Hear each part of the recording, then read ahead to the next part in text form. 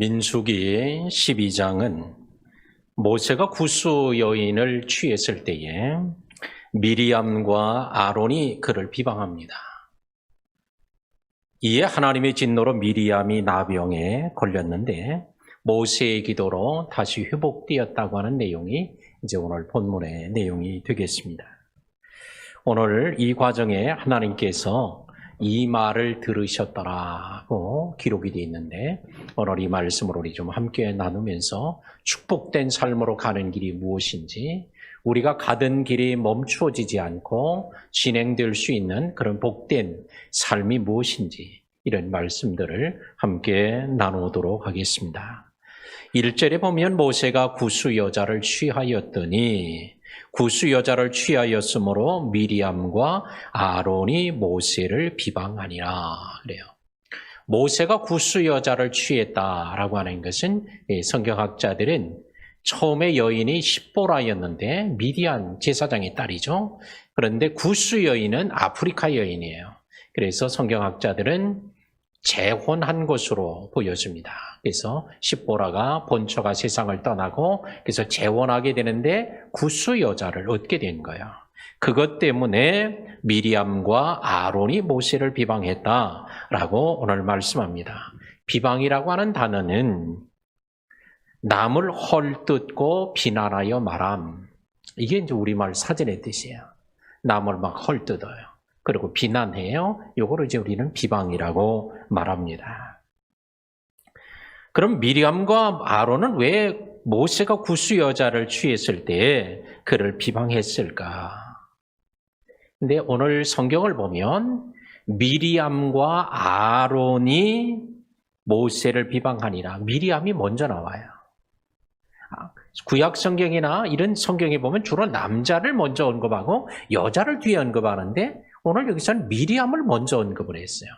또한 비방하니라 라고 하는 단어가 여성 동사를 썼어요. 여성형을. 그러니까 이 미리암이 비방했다고 하는 것에 더 초점을 두고 있어요.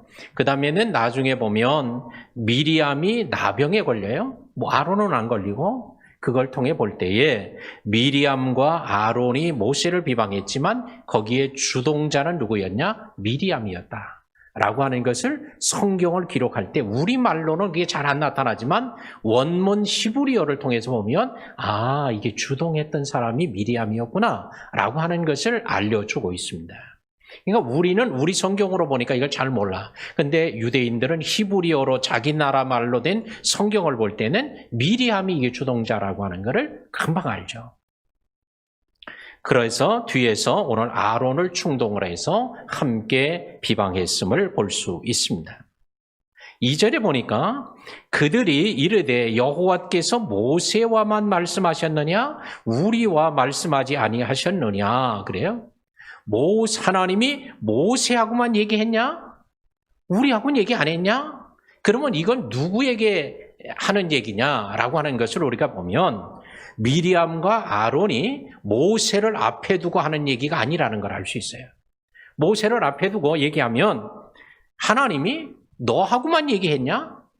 아니면 당신하고만 얘기했냐? 뭐 이렇게 표현을 해야 되겠죠? 그런데 오늘 하나님이 모세하고만 얘기했냐?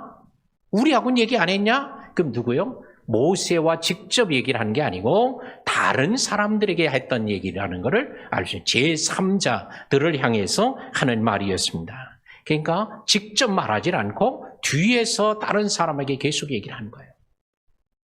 그래서 오늘 이것은 직접 말하지 않았지만 하나님께서, 여호와께서 이 말을 들으셨더라 그래요. 하나님이 들으셨대요. 하나님은, 우리 한번 따라합시다. 하나님은 기도만 들으시는 게 아니라 모든 말하는 걸 다 들으신다. 그러시는 하나님. 낱말은 새가 듣고 반말은 쥐가 듣는다는 속담을 우리가 알고 있지만 하나님은 모든 말을 다 하나님 듣고 계시다 라고 하는 거예요. 우리의 기도만 들어달라고 하는 게 아니라 들어달라고 하지 않아도 하나님은 우리가 말하는 것까지 다 들으십니다. 그러므로 미리암과 아론이 모세를 비방할 때 왜 구스 여인을 취하였느냐 이렇게 이제 얘기를 했어요. 그러니까 사람들 앞에 계속 뒤에서 얘기를 하는 거예요. 왜 모세는 구스 여인을 취했냐? 라고 하면서 계속 얘기를 뒤에서 하는 거예요. 자, 이렇게 얘기하는 것을 통해 보면 오늘 누구보다도 율법을 잘 알아요. 모세가. 또한 아론과 미리암도 잘 알아요. 아론은 대제사장이고요. 미리암은 여선지자입니다. 최초의 여선지자예요. 그러니까 종교의 당시의 지도자급이죠. 자, 그랬던 그들이 비방을 합니다. 그런데 성경에 보면 하나님께서는 가나안 여인과 혼인하지 마라 라고 얘기를 했지 모든 이방 여인과 혼인하지 말라고 하지는 않았어요. 출애굽기 34장 16절이나 신명기 7장 1절에 보면 너희가 가나안에 들어가면 가나안 여인과 혼인하지 마라. 왜? 그들은 우상을 숭배하는 여자니까. 숭배하는 백성들이니까 하지 말라고 했는데 모든 이방인과 혼인을 금한 것은 아니었습니다. 그러면 뭐 때문에 이렇게 비방했을까? 그것은 영적 질투심이었다는 걸 알 수 있어요. 왜 하나님이 모세만 자꾸 얘기를 하고 또 모세만 사람들이 자꾸 존경하고 모세 말만 따르려고 하니까 그러니까 이들이 이런 영적 질투심이 오늘 생겨났다는 걸 알 수 있습니다. 근데 하나님께서는 사람들이 볼 때는 왜 구스 여자를 취했냐? 이 말만 사람들은 듣지만 하나님은 뭘 보신 거예요? 그 마음속에 있는 영적 질투심을 하나님이 보셨다는 거예요. 사람은 겉으로 말하는 것만 들어요. 겉모습만 보아요. 그러나 하나님은 중심을 보고 주님이 말씀하신다는 것을 알 수 있습니다. 자, 미리암, 아론, 모세는 그의 아버지가 아므람이고 어머니가 요게벳이에요. 3남매는 그들이 다 형제예요. 미리암이 첫째요. 그 다음에 아론이요. 그 다음에 모세죠. 모세는 애굽에서 나왔지만 결국은 나일강에 던져졌다가 나일강에서 건짐받아서 궁중에서 40년 교육을 받았습니다. 그랬기 때문에 오늘 미리암이 누나고 아론은 형이에요. 모세가 제일 막내예요. 그런데 이런 누이와 또한 누나와 형이 그거 좀 비난했다고 이게 무슨 대수로운 일이겠어요? 그런데 하나님은 그걸 책망하고 있다는 거예요. 왜 그럴까? 그것은 바로 이스라엘 공동체를 위해서 출애굽의 역사를 완성하기 위해서 하나님이 자기가 세운 지도자를 무너뜨리면 곧 이스라엘 공동체의 출애굽의 역사가 어려워지기 때문에 하나님은 공동체를 세워가도록 그렇게 했음을 볼 수 있습니다. 그런데 이와 같이 비난할 때에 3절 말씀 보니까 이 사람 모세는 온유함이 지면에 모든 사람보다 더하더라. 전에는 승하니라 이런 표현을 썼는데 이제 더하다, 뛰어났다 이런 뜻입니다. 모세의 온유함이 모든 지면에 있는 사람보다 탁월하게 뛰어났다는 거예요. 온유한 사람이었다는 거죠. 그런데 그 온유함도 아주 탁월한 온유함을 가지고 있다는 거예요. 근데 본래 모세는 온유한 사람이 아니었죠. 불 같은 사람이요. 그냥 이스라엘 백성과 애굽 사람이 싸우는 걸 보고 견디지 못해서 애굽 사람을 때려 죽인 거예요. 그러니까 불 같은 사람이었어요. 그랬던 사람이 다혈질이었고 욱하는 사람이었지만 하나님은 그를 미디안으로 보내서 40년 동안 지나는 중에 이 욱하는 게 다 사라지고 또 다혈질이 다 이게 사라지고 이제 온유한 사람으로 변화되었습니다. 자, 우리 한번 따라해 보겠습니다. 하나님은 혈기를 다스리지 못하는 자를 쓰시려고 어디로 보내요? 미디안으로 보내신다. 미디안으로 보내놓으면 혈기 부릴 일이 없는 거예요. 왜? 사람이 있어야 뭐 혈기를 부리지? 예? 맨날 양이나 염소나 이런 짐승들만 키우고 있으니까 뭐 혈기를 부려봐야 이게 뭐 알아듣기랍니까? 뭐 하기를 합니까? 그러니까 광야에서 지금 궁중에서 살던 모세가 광야로 미디안으로 가니까 이제는 못 사는 거예요. 다 몸종이 있어서 아침에 일어나면 뭐 세숫물 떠다 줘요. 발 씻어 줘요. 먹을 거 다 해줘요. 먹고 나면 다 치워줘요. 근데 미디안 가니까 이제 종이라고 하는 건 하나도 없는 거예요. 자기가 종이 하던 일을 다 해야 돼요. 낮에는 뜨거운데 다 또 우산을 씌워서 그늘도 만들어주고 궁중에 있을 때 다 했단 말이에요. 그런데 거기는 누구 하나 우산을 틀어줄 사람 아무도 없어요. 낮에는 엄청나게 또 50도 이상까지 막 올라가요. 지표면의 온도가. 올라가죠. 밤에는 기온이 뚝 떨어져 추워요. 그러니까 그런 데서 견뎌내고 버틸라고 하면 막 그냥 가죽더미 껍데기를 막 뒤집어 쓰고 자지 않으면 안 돼요. 그냥 모닥불을 피우고 거기서 모닥불을 띄우면서 콧구멍이 시커머지도록 이러고 살지 않으면 안 되는 거예요. 그러면서 지난 40년을 지나면서 내가 왜 이렇게 됐나? 한번 욱 하는 것 때문에 결국은 쫓겨난 거 아니에요. 그러니까 이게 문제. 그래서 그것을 오늘 40년 동안 다스림을 받고 온유한 사람이 되어졌습니다. 그런데 성경에서 이 온유라고 하는 단어가, 온유함이라는 것은 무슨 단어냐면 야생마 같은 그런 들짐승들을 잡아다가 길을 들이죠. 그러면 처음엔 뭐 난리도 보통 난리가 아니에요. 막 목을 묶어놓으면 목이 다 벗겨지도록 하고, 다리를 묶어놓으면 그냥 다리가 막 피가 날 정도로 그냥 막 들고 뛰고 난리가 나는 거예요. 그러나 그렇게 하다가 나중에는 다 기력이 빠져서 도망도 못 가겠구나. 그렇게 되는 거죠. 야생 코끼리를 길들일 때 하는 방법이 새끼를 잡아오잖아요. 야생 코끼리 새끼를 잡아오면 처음에 쇠말뚝을 큰 걸 박아놓고 거기다가 쇠사슬로 묶어놓는다는 거예요. 다리를. 그러면 그냥 도망가려고 하다가 그냥 뭐 자빠지고 또 도망가려다 자빠지고 계속 하다 보면 나중에는 다리가 부러질 지경이 되니까 더 이상 아이가 못 도망간다 생각이 된다. 그때는 새끼로 묶어놔도 뭐 안 도망간다는 거예요. 살짝 묶어만 놓으면 나는 도망가면 다리 부러질 거야. 못 도망간다는 거예요. 이게 길들여짐이에요. 하나님께서 모세를 온유하게 하셨다고 하는데 이 온유라는 단어가 하나님께 길들여진 성품이 이 온유예요. 자, 오늘 하나님의 백성이 되었어도 아론과 미리암은 어떻게 해요? 하나님께 길들여지지 않으니까 어떻게 해요? 뒤에 다니면서 막 비난하는 거예요. 하나님이 세우신 모세를 비난하는 거예요. 그러니까 오늘 이처럼 직분을 받았어도 하나님 백성이 됐어도 제사장으로 선지자로 헌신하고 있었어도 하나님께 길들여지지 않는 자도 있을 수 있다. 오늘 그러면 교회 안에도 오랫동안 교회를 다니고 직분을 받고 많이 다른 사람 볼 때 헌신하는 것 같아도 하나님께 길들여지지 않은 성품으로 사는 사람이 있을 수 있어요. 그러나 오늘 하나님이 모세를 쓰심이 온유함에 있었던 것처럼 오늘도 하나님께 길들여진 성도가 돼야 할 줄로 믿습니다. 교회 갔다 오면, 회사에 갔다 오면, 일하러 갔다 오면 막 열불이 나서 막 그러면 안 되죠. 그러면 다 힘들어요. 누가 힘들어? 가장 힘든 게 자기예요. 그런데 하나님께 길들여져야 된다는 거예요. 그러니까 교회에서도 하나님께 길들여지고 집에서도 회사에 가서도 어디에 가서도 하나님께 길들여진 성품으로 사는 우리 성도들이 되어야 할 줄로 믿습니다.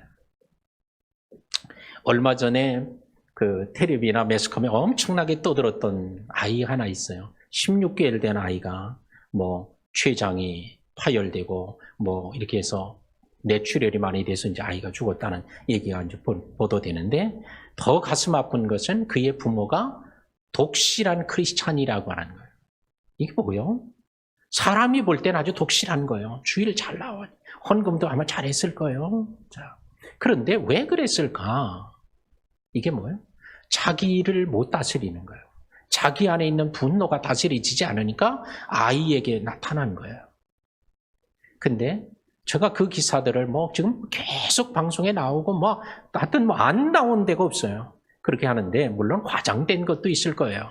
사실이 아닌 얘기도 있을 거예요. 그런데 문제는 뭐냐? 제가 볼 때는 그 부모가 그 아이를 진짜 죽이려고 하진 건 아니었을 거예요. 자기 분노, 자기 혈기를 못 견디니까 어떻게 하다 보니까 아마 그렇게 되었을 것으로 보여집니다. 근데 그래서 조사를 했다는 거예요. 사람들이 물었어요. 어른들한테. 당신은 자기 분노를 잘 조절할 수 있습니까? 이렇게 물었어요. 그랬더니 10명 가운데 9명은 나는 내 분노를 내가 조절할 줄 압니다. 이렇게 대답을 했어요. 그 자식들에게 도살을 했어요.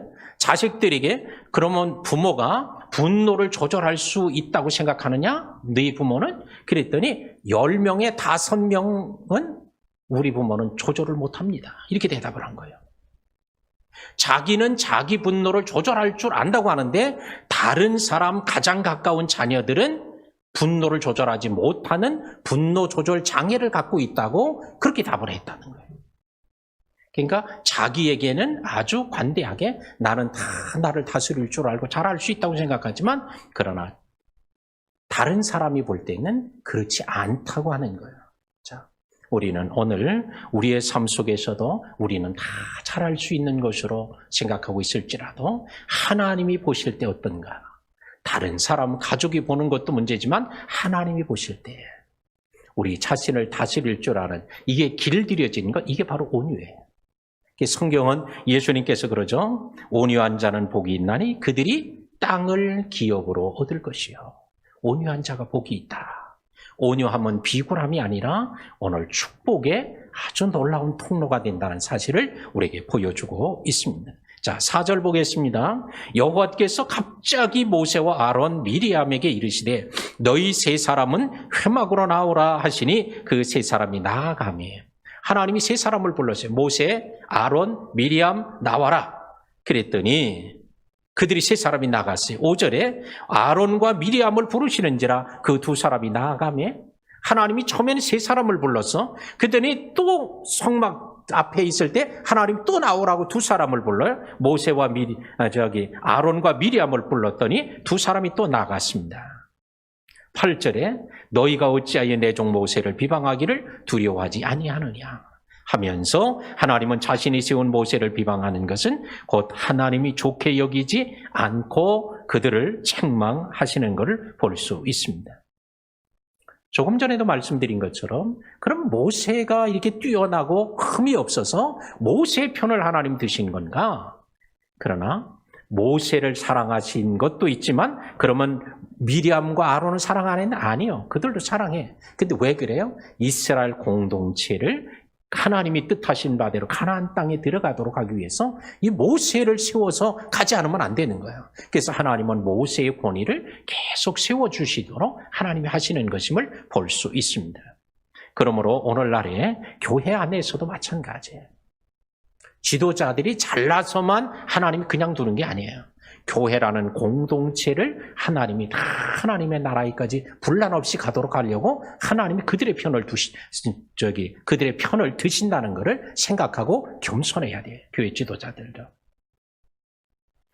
9절에 보겠습니다. 여호와께서 그들을 향하여 진노하시고 떠나심에 10절에 구름이 장막 위에서 떠나갔고 미리암은 나병에 걸려 눈과 같더라. 아론이 이르되 슬프도다 내 주여 우리가 어리석은 일을 하여 이 죄를 지었으나 청하건대 그 벌을 우리에게 돌리지 마소서라고 하며 모세에게 청원합니다. 여호와께서 그들을 향하여 진노하셨어요. 모세와 아론, 미리암 셋이 나왔는데 둘을 나와라 또. 그러고 둘을 불러서는 그들을 향해 책망하고 진노하시더니 하나님이 떠나시는데 하나님이 떠난 것을 어떻게 알 수가 없으니까 구름이 장막 위에서 떠나갔고 하나님의 임재의 상징인 쉐키나를 하나님 거두신 거예요. 그래서 하나님이 떠나셨다는 것을 보여주었습니다.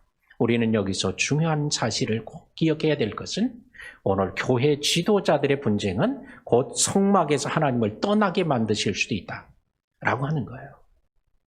그래서 우리는 교회 지도자들의 책임이 얼마나 큰가라고 하는 걸 보여줘요. 백성들 한두 사람이 죄를 지어서 하나님이 떠나셨다는 기록은 없어요. 지도자들이 오늘 하나님을 바라보고 바로 서지 않으면 그것이 누구에게? 온 백성들에게 미치는 거예요. 성막에서 하나님이 떠나시면 어떻게 돼요? 그는 하나님이 다 내버려 두시는 거예요.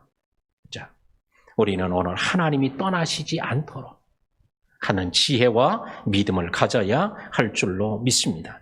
하나님이 떠나자 미리암이 나병에 걸렸어요. 눈과 같더라. 아론이 미리암을 본즉 나병에 걸렸는지라. 아론이 딱 보니까 이건 나병이야. 그러면 아론이 어떻게 그걸 잘 알아요? 아론은 대제사장이에요. 나병이 걸렸을 때는 누구에게 나와요? 제사장에게 나와서 판결을 받아요. 진단을 받고 나병이라고 하면 진에서 쫓아내고 거기서 다 나아야 다시 돌아오는 거예요. 근데 나았다고 하는 진단도 누가 내려요? 오늘날에는 의사가 하지만 당시는 제사장들이 했단 말이에요. 근데 이런 제사장 아론은 누구보다도 나병에 걸린 것을 쉽게 분별할 수 있는 사람이었는데 딱 보니까 나병이 마치 뭐예요? 눈을 뒤집어 쓴 것처럼 온몸이 눈같이 되었다는 거예요. 그러니까 이게 증상이 보통 심각한 것이 아니었습니다. 그러자 오늘 아론이 모세에게 얘기를 합니다. 네, 주여. 모세를 주라고 불러요. 네, 주여. 우리가 어리석은 일을 하여 죄를 지었으나 청하건대 그 벌을 우리에게 돌리지 말아달라. 사실은 누가 이런 요청을 해야 돼요? 미리암이 해야 되잖아. 근데 미리암이 안 하고 아론이 하는 거예요. 그러니까 지금까지도 미리암은 이게 대한 억울함이 있는 거예요. 얘기를 안 하는 거야. 그러자 아론이 딱 보고 이거 하나님의 진노로구나 생각하고는 아론이 대신하여 오늘 청혼을 합니다. 그러자 13절에 모세가 여호와께 부르짖어 이르되 모세의 기도가 나옵니다. 모세가 여호와께 부르짖습니다. 하나님이 원하건대 그를 고쳐 주옵소서. 원하건대 그를, 여기서 그녀를, 미리암을 고쳐 주옵소서 하는 말이죠. 오늘 이처럼 모세는 사실 미리암을 위해서 기도하고 싶지 않았을지도 몰라요. 근데 성경은 일절 그런 언급이 없이 그를 위해 부르짖어서 기도했고 그는 고침을 받았게 되었다고만 기록하고 있습니다. 이게 모세의 탁월함이에요. 우리들은 어때요? 어떤 사람이 기도 부탁을 하면 기도를 많이 해주고 또 그렇게 해주고 싶은 사람이 있죠. 근데 어떤 사람이 기도 부탁을 하면 어떻게? 기도 안 해주고 싶은 때도 없지 않아 있을지 몰라요. 제가 가나안 농군학교에 가서 교육을 제가 2번 받았던 기억이 있는데 그 교육을 받는 중에 첫 번째 교육을 받는데 가서 충격 먹은 게 하나 있어요. 그건 뭐냐? 김용기 장로님이 거기 가나안 농군학교장인데 근데 여러 많은 교육도 하면서도 이제 그 교육에 아주 감동도 받고 했지만 거기 가면 비누는 한 번만 문질러서 써라. 세수할 때 한 번만 문질러야 되는 거예요. 여자는 2번 문질러라. 아니 왜 남자는 한 번이고 여자는 2번이냐 질문을 했더니 그분이 그래. 남자는 손이 거칠고 힘이 있어가지고 한 번만 문질러도 된다는 거야. 여자는 2번은 기대 문질러야 된다. 치약은 얼마를 짜서 쓰냐? 0.1mm만 짜서 쓰려는 거예요. 1mm만. 그 정도만 하면 다 닦인다고. 돌멩이를 다 누워있는 걸 다 세워놨어요? 그 왜 세워놨냐? 그분이 대답하기를 돌멩이도 누워있으면 안 된다는 거예요. 게으르면 안 된다. 아니 무슨 돌멩이가 게으르고 근면한 게 어디 있어요? 돌멩이는 돌멩이지. 누워있으나 서있으나 똑같이. 근데 그것을 보는 사람은 교육을 시키려고 하는 거예요. 돌멩이도 게으르게 살면 안 된다. 그래서 눈에 띄는 것마다 다 돌멩이를 치워놓은 거야, 그냥 거기 다. 이게 참 희한하다. 이게 누가 장난을 쳤나, 애들이 놀라고 그랬나. 나중에 알고 보니까 그 양반이 다 그런 거예요. 근데 제가 그거보다 더 놀란 게 하나 있어요. 가라안 농군학교 그 뒤편에 기도실이 이제 위쪽에 하나 있었는데 그분이 거기 매일 새벽마다 가서 기도하는 기도굴이에요. 네. 근데 그 기도굴에 무슨 기도를 하냐 그분이 얘기를 한때 제가 놀랐는데 그 강의 중에 그런 얘기를 하는 거예요. 자기가 여러 가지 많은 기도를 하지만 진짜 기도하고 싶지 않은데도 자기가 기도하는 사람이 있다는 거예요. 그게 누군가 궁금했더니 김일성이라고 그러는 거예요. 김일성을 위해 기도한다는 거예요. 아니 우리는 목사였어도 김일성을 위해서 기도한다는 생각조차 못 해봤는데 장로님인데 김일성을 위해 기도한다는 거예요. 그게 뭐라고 기도하냐? 하나님 그도 예수 믿고 변화돼서 새 사람 되게 해달라. 그러면 전쟁 안 해도 되잖아. 전쟁 준비 안 해도 되잖아.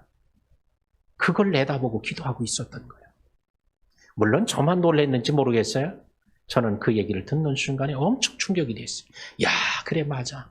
기도하지 않아야 되고 저주를 퍼부어야 될 사람을 위해서도 기도해야 돼요. 그게 바로 누구의 정신이요? 예수님 정신이죠. 예수님의 마음이에요. 오늘 우리 안에도 때때로는 기도하고 싶지 않아도 기도해야 될 사람들이 있어요. 지금은 누구를 위해서? 김정은을 위해서 좀 기도해야 되겠고 대통령을 위해서 기도하고 싶지 않아도 하고 푸틴을 위해서도 하고 시진핑을 위해서도 하고 일본에 있는 스가를 위해서도 하고 우리가 기도하고 싶지 않아도 기도해야 돼요. 성령이 우리 가운데 역사하면 기도하고 싶지 않아도 기도하도록 만들어줍니다. 모세가 미리암을 위해서 기도한 거, 이게 예수님의 마음이에요. 이게 하나님의 마음이에요. 오늘 이 시간에도 저와 여러분이 오늘 우리 안에 성령의 역사하심을 따라서 그 누구를 위해서 기도하라고 하든 그를 위해서 기도하는 우리 성도들이 돼야 할 줄로 믿습니다. 14절에 보니까 여호와께서 모세에게 하면서 그를 진영 밖에 이레 동안 가두고 그 후에 돌아오게 할지니라.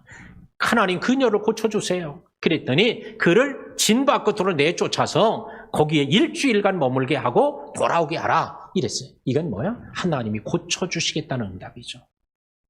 그러니까 거기 가 있다가 돌아온다는 건 고침받지 않으면 못 오는 거예요. 그런데 하나님이 오늘 이처럼 그의 기도를 듣고 응답하신, 오늘 이처럼 모세처럼 온유함으로 기도하고 온유함으로 기도해서 응답받고 그 일을 통해서 하나님의 역사를 이루어 가야 할 줄로 믿습니다. 자, 그랬더니 16절에 보니까 그 후에 15절에 갇혔고 이에 미리암은 진영 밖에 이레 동안 갇혀 있었고 백성은 그를 다시 돌아오게 하기까지 행진하지 아니하다가 진 바깥으로 쫓겨나갔고, 그러니까 이스라엘 백성은 더 이상 못 가고 멈춰져 섰어요. 그리고는 그 후에 백성이 하세로로서를 떠나 바란 광야에 진을 치니라. 하세로를 출발해서 바란 광야에까지 가서 다시 진을 치게 됐다는 거예요. 자, 이 말씀은 뭘 보여줍니까? 오늘 이스라엘 백성들의 지도자들의 갈등 때문에 가나안을 향한 행진이 멈추어져 일주일간 멈추어졌었다는 것을 오늘 보여주고 있습니다. 여러 목사님들이 한경직 목사님을 남한산성에 계실 때 찾아갔다는 거죠. 야, 교회들이 이렇게 침체되고 어려운데 어떻게 해야 교회가 부흥될까요? 이렇게 물은 거예요. 그랬더니 한경직 목사님이 나지막한 목소리를 그러시다라는 거죠. 자고로 교회는 싸우지만 않으면 부흥됩니다. 아주 유명한 말이 되고 말았어요. 이게 말도 안 되는 얘기 같죠? 그런데 싸우지만 않아도 교회는 부흥된다. 분란만 없어도 교회는 부흥된다는 거예요. 자, 이스라엘 백성들의 지도자들의 분란 때문에 뭐가 됐어요? 일주일 동안 가나안의 행진이 멈추어졌다는 거예요. 오늘 교회 지도자들은 목사나 우리 장로님들, 또한 항존직들, 지도급 교회를 지도하는 부장들, 각 회장들, 분란만 없어도 교회는 부흥돼요. 어느 교단의 일입니다마는 10년 동안 28만 명이 줄었다고 그러죠. 그 요인을 뭘로 보고 있어요? 분란 때문에 보고 있다는 거예요. 지금까지도 계속 재판을 하고 있는 거예요. 10년 동안. 그러니까 누가 거기 가고 싶겠어요? 이게 그러나 그 교회만, 그 교단의 일만이 아니에요. 어느 교단에도 이런 일들이 생겨나고 있어요. 자, 그러니 교회의 이름은, 권위는, 명예는 다 땅에 떨어지고 세상에 손가락질을 받는 때가 되었어요. 우리는 오늘 이 시간에 여호와께서 이 말을 들으셨더라. 오늘 우리의 기도만 들으시는 게 아니라 우리의 말도 다 들으신다. 오늘 교회 지도자들은 지도자들의 더욱더 아주 막중한 책임을 기억하고 사명을 알고 더 하나님께 엎드려 기도하고 하나님의 말씀에 붙들려 살아가야 될 줄로 믿습니다. 그러면 이것 때문에 모든 성도들이 또 그걸 보고 또 본받아오는 거예요. 근데 참 놀라운 일은 오늘 12장에 이런 일이 생겼잖아요. 막 사람들에게 가서 얘기를 합니다. 모세만 얘기했냐 그러면서 막 비방을 하니까 16절에 가니까 이게 사건이 끝났는데 16장에 가면 또 비슷한 사건이 또 생겨요. 그때 누가 나타나요? 고라, 다단, 아비람, 온, 이 당을 세워가지고 하나님이 너희들하고만 얘기했냐? 그러면서 모세, 아론, 미리암을 대적해서 당을 세워서 나타나죠.